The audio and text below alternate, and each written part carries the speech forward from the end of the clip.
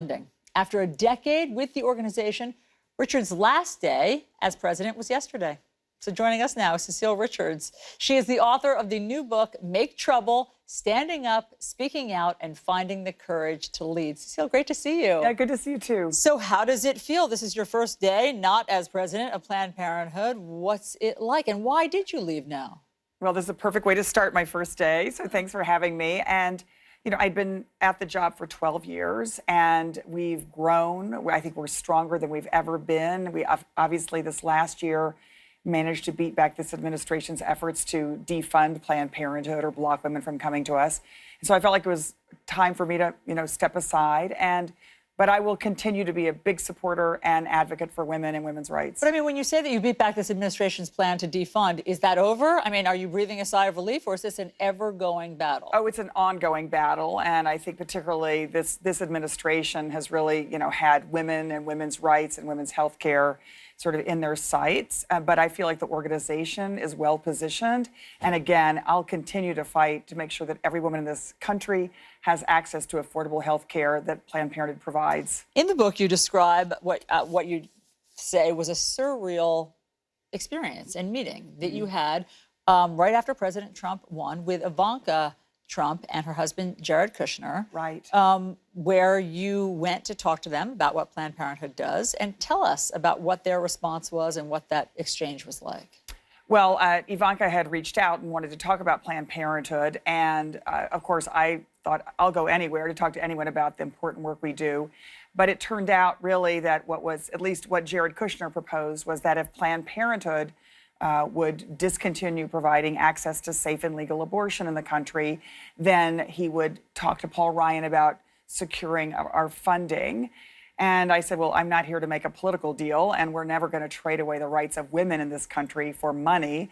But I really thought it was important they understood just how devastating it would be. And of course, federal funds don't go for abortion services. So what they're talking about doing is actually preventing women from getting breast exams, all kinds of birth control services, and other well women visits at Planned Parenthood, which just makes no sense at all. So how do you describe where women's reproductive rights are today in terms of access to birth control, access to abortion? Is it going backwards or forwards? Well, I think we made enormous progress under the last administration.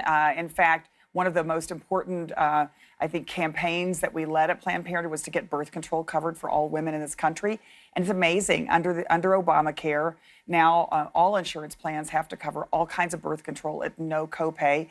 And we're actually now at the lowest rate of teenage pregnancy in the history of this country. So I think we're making enormous progress.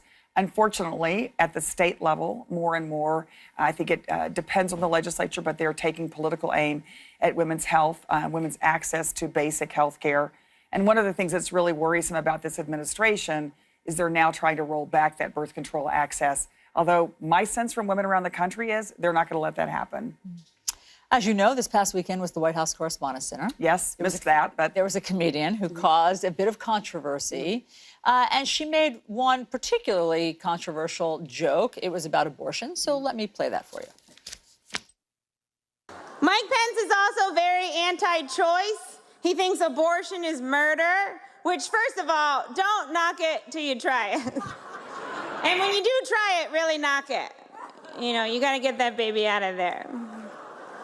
And yeah, sure, you can groan all you want. I know a lot of you are very anti-abortion, unless it's the one you got for your secret mistress. What do you think about that? Well, I mean, she's a comedian. That was her job.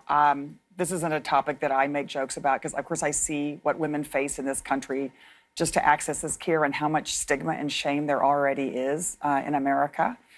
I think she was also making the point that a lot of the folks, male politicians in particular, who rail against access to safe and legal abortion, do so until it's something that they actually find benefits themselves. Your mom, of course, was legendary, Ann Richards, former Texas governor. Is there politics in your future? I don't know what's next, but I'm excited to explore everything. I know it'll be very focused in this next few months on making sure every woman in this country is registered to vote, is activated, and goes to the polls in November. I think women are the most important political force in America right now, And that's an exciting thing. Do you have an interest in running for office at some point? Nothing that I really looked at, but again, I've always felt like as my book says, I've been kind of an agitator, a troublemaker, someone who helps, I think, get other people empowered and active, and that's what I'm looking forward to doing. The book, again, is called Make Trouble by Cecile Richards. It's a great book, great read. It's on the bestseller list. Thanks so much for coming in and talking with us, Cecile. Thanks for having me. We have a lot of news, so let's get right to it.